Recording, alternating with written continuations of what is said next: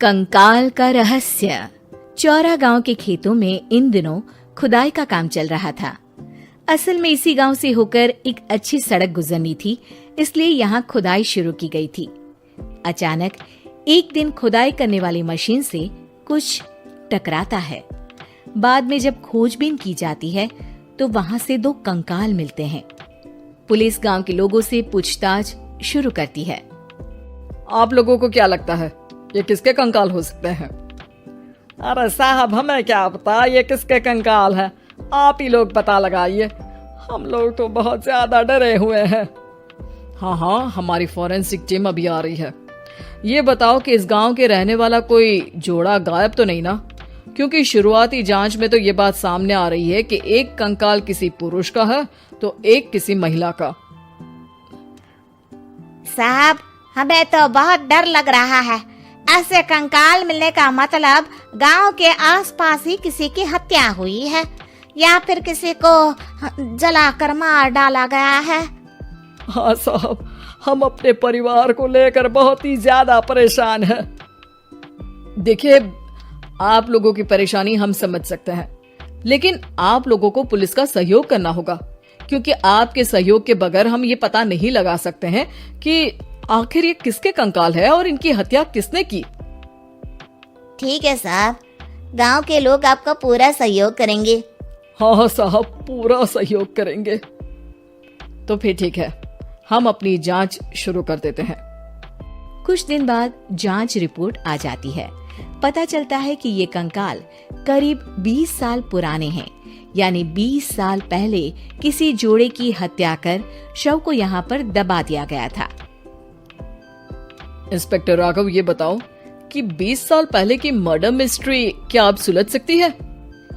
हाँ सर, क्यों नहीं, लेकिन अब सबूत और गवाह काफी मिट गए होंगे।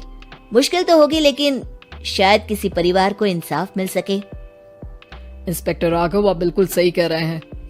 किसी परिवार को तो इंसाफ मिलेगा ही और किसी को उसके किए की सजा भी मिलेगी। जी सर, मैंने तो जांच शुरू भी कर दी है। 20 साल पहले इस गांव के 2 जोड़े अचानक कहीं गायब हो गए थे। मैंने दोनों ही परिवारों के बाकी के सदस्यों से बातचीत शुरू की तो उन्होंने बताया कि उनके बच्चे शहर गए थे, लेकिन आज तक वापस नहीं लौटे हैं। लेकिन ये दोनों शव किस परिवार के सदस्यों के हैं, ये कैसे पता चल सकेगा? सर, मैंने डीएनए टेस्ट करवा लिया है। आज शाम तक इसकी रिपोर्ट भी आ जाएगी। अच्छा, ठीक है। उसी शाम को सर, डीएनए रिपोर्ट के मुताबिक ये दोनों ही लाशें चौरा गांव के रहने वाले प्रधान सुल्तान सिंह के बेटे और बहू की है। लेकिन इनकी हत्याएं किसने की है, ये कैसे पता लगेगा? इसी का तो पता लगाने की कोशिश में जुटा हूँ सर। आज सुल्तान सिंह से मिलने भी जा रहा हूँ। मेरा बेटा और बहू तो मेरे लिए सिर्फ यादों में ही रह गए थे, हमें उनकी लाशें तक नहीं मिल सकी थी। आज 20 साल बाद उनके कंकाल मिले हैं, मैं अब किसके लिए जीऊं?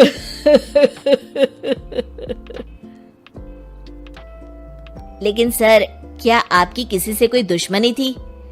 अपने बेटे बहू की हत्या के लिए आप किसे जिम्मेदार मान रहे हैं? अब मैं किसका नाम बोलूं? मेरी तो किसी से दुश्मनी नहीं थी, बस मेरे बेटे बहू को कोई वापस ला पाता।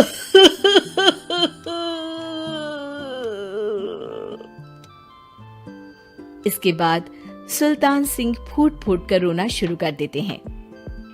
सर, अब आप इनका अंतिम संस्कार करवा सकते हैं। कम से कम इनका शरीर ना सही, इनका कंकाल तो आपको मिला है। लेकिन हाँ, अगर आपको कुछ भी याद आए तो जरूर बताइएगा। मेरी तो बेटा अब उम्र हो गई है, लेकिन मेरे बेटे और बहू के हत्यारों का जरूर पता लगाइएगा, क्योंकि जब तक हत्यारे पकड़े नहीं जाएंगे मेरा मन नहीं मानेगा। सर, हमारी पूरी कोशिश रहेगी हत्यारे को पकड़ने की। लेकिन एक बात बताइए, उस वक्त आपको किस पर शक गया था? उस वक्त मेरे एक ड्राइवर को पकड़ा गया था, लेकिन सबूतों के अभाव में उसे छोड़ दिया गया था। अच्छा, और ड्राइवर पर कैसे शक हुआ था? क्योंकि उस दिन ड्राइवर छुट्टी पर था। उस समय लेकिन लाश क्यों नहीं मिल सकी थी? उस वक्त पुलिस ने बहुत कोशिश की थी, लेकिन दोनों की डेड बॉडी नहीं मिल सकी थी। ठीक है, हमारी तफ्तीश चल रही है, मैं फिर आऊंगा। इसके बाद इंस्पेक्टर वहां से चला जाता है और सुल्तान सिंह अपने बेटे और बहू की याद में खो जाते हैं। कुछ दिन बाद सुल्तान सर, एक बात बताइए, जब आपके बेटे बहू की हत्या हुई थी, उसी के आसपास आपके ही गांव का रहने वाला एक और जोड़ा उसी वक्त गायब हो गया था ना? हाँ सर, अलका और अभिषेक, वो भी मेरे बच्चों जैसे ही थे। तो फिर वो कहाँ है? उनका भी आज तक पता नहीं चल सका, लेकिन बताते हैं कि कुछ साल पहले अभिषेक को गांव के ही किसी आदमी ने मुंबई में देखा था, लेकिन फिर वो गायब हो गया। यानी अभिषेक और अलका की हत्या नहीं हुई थी, बल्कि उन्होंने किसी वजह से खुद ही गांव छोड़ दिया था। हाँ, हो सकता है, क्योंकि अभिषेक मेरे बेटे संतोष का अच्छा दोस्त था और उसका मेरे घर भी आना जाना लगा रहता था। हो सकता है कि उसने मेरे बेटे और बहू के बारे में सुन लिया हो और ये गांव छोड़ दिया हो सकता है। उनके परिवार का कोई अब नहीं रहता क्या इस गांव में? अब तो कोई नहीं रहता। एक चाचा थे, लेकिन उन्होंने भी अपना पुश्तैनी मकान बेच दिया है।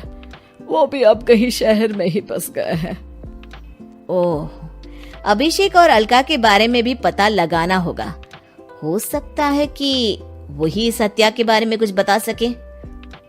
हो तो सकता है, लेकिन वो बेचारे तो खुद ही वक्त के मारे थे, वो क्या बताएंगे। फिर भी सर, जब केस दोबारा खुला है तो जांच तो करनी ही पड़ेगी, और इस बार तो लाशें भी बरामद हुई है। कुछ दिन तक लगातार तफ्तीश चलती रही।